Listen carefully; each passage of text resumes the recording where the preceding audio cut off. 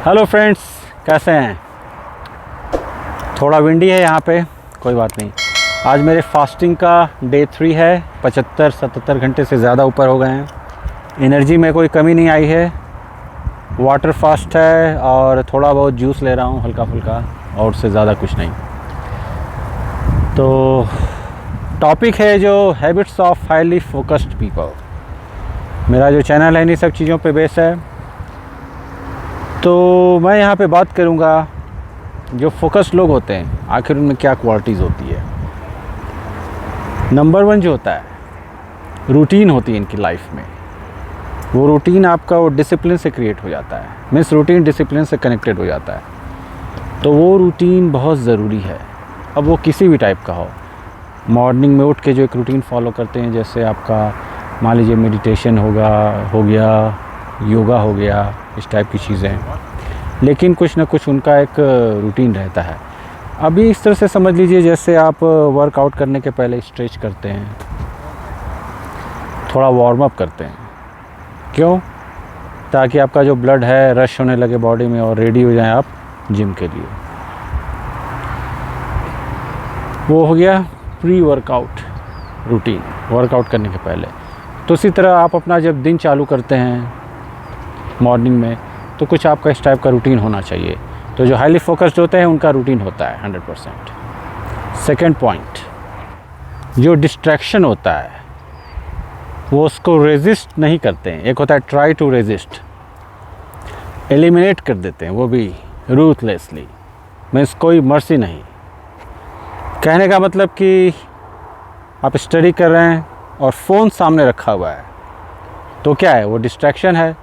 और जिन्हें हैबिट है वो हर कुछ देर के बाद ईमेल चेक करेंगे, नोटिफिकेशन चेक करेंगे, टेक्स्ट, ये सब जो भी चीज़ें होती हैं तो सामने रखते हैं। जो हाईली फोकस्ड होता है वो सामने रखेगा ही नहीं, वो कहीं और रख देगा, लॉकर में, इधर जहाँ पे भी, सामने नहीं रखेगा ये। और जो उनका काम है, वर्क प्लेस या जो स्टडी है, ऐसे लोग मेक श्योर होते हैं किसी टाइप का डिस्टर्बेंस नहीं हो। थर्ड, नेक्स्ट है हाईली फोकस्ड जो होते हैं, ये क्या करते हैं, अपनी लाइफ को एडिट करते हैं फ्रिक्वेंटली, रूथलेसली। एडिट मीन्स जो चीज़ उनके लाइफ में सर्व नहीं कर रही सही तरीके से, उसको कट किया जाता है।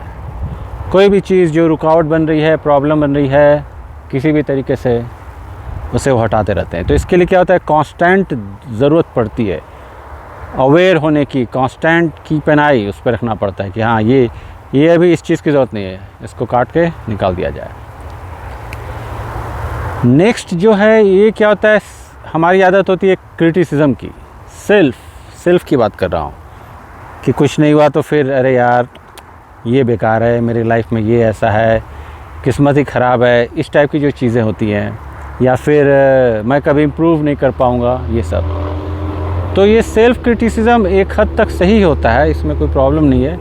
लेकिन अगर कुछ ज़्यादा हम करने लगते हैं, एक वो प्रॉपर हैबिट बन जाती है, तो फिर धीरे धीरे वो नेगेटिव होने लगता है। वो पॉजिटिविटी जो है वो नेगेटिविटी में कन्वर्ट होने लगती है धीरे धीरे। तो उसके बदले हमें सेल्फ़ कंपैशन क्रिएट करना है। कंपैशन की तो बात मैं अपने वीडियो में करता हूँ, बहुत ज़रूरी है।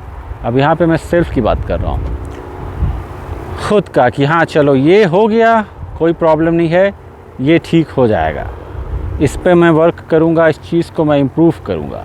ये सेल्फ़ कंपैशन हो गया। तो उसमें बहुत ज़्यादा आप अपने को सेल्फ़ बीटिंग नहीं कर रहे हैं, तो क्रिटिसाइज़ कर रहे हैं खुद को, लेकिन एज ए पॉजिटिव। ये जो नेक्स्ट पॉइंट है ये बड़ा पावरफुल है, इंस्पिरेशन, एडवांटेज। ये अच्छा है, आप इंस्पिरेशन से एडवांटेज लीजिए, लेकिन उसको होल्ड मत कीजिए, क्योंकि इंस्पिरेशन आज है कल नहीं रहेगा। बहुत से केसेस में होता है कि इंस्पिरेशन है, आप बहुत इंस्पायर्ड है, एकदम होता है, कुछ देखा, ज़्यादातर तो यही हो रहा है, आपने कुछ चीज़ देखी, जैसे यूट्यूब पे वीडियोस देख लिए, वो जो होते हैं सब इधर उधर म्यूज़िक डाल के, और इंस्पिरेशन ख़त्म कुछ समय के बाद, इसीलिए प्रोग्रेस नहीं होता है। तो इंस्पिरेशन अच्छा है, आप देखिए, सीखिए, लेकिन वो एक समय के बाद डेड भी हो सकता है। तो तो उससे अटैच मत होइए। तरीका क्या होता है, जैसे ही इंस्पिरेशन आए, जैसे इंस्पिरेशन आपके अंदर आए, किसी चीज़ से हो, किसी इंसिडेंट से हो, आप तुरंत वर्क कीजिए। उस फ्लो में स्टे रहना है उस समय। ये सबसे सही रहता है इंस्पिरेशन को यूटिलाइज करने का। नेक्स्ट है, फोकस्ड पीपल जो होते हैं उनका क्लियर वैल्यू होता है। वैल्यू जब तक नहीं रहेगा तब तक कुछ नहीं होने वाला है। जैसे ही प्रॉब्लम आएगी, अगर आपका अपना वैल्यू नहीं है किसी चीज़ के लिए, आपके टारगेट के लिए, क्विट कर दीजिएगा आप। तो आप जो काम पसंद करते हैं उसकी वैल्यू कीजिए, तो फिर प्रॉब्लम अगर आएगी भी तो आप क्विट नहीं करेंगे, क्योंकि वो आपको काम पसंद है। इसलिए बहुत से केसेस में होता है, बहुत से नहीं, आपने देखा होगा कि जो चीज़ आपको पसंद है आप उसको ज़्यादा देर तक करते हैं और बोर भी नहीं होते, और बहुत बार तो समय का पता भी नहीं चलता है।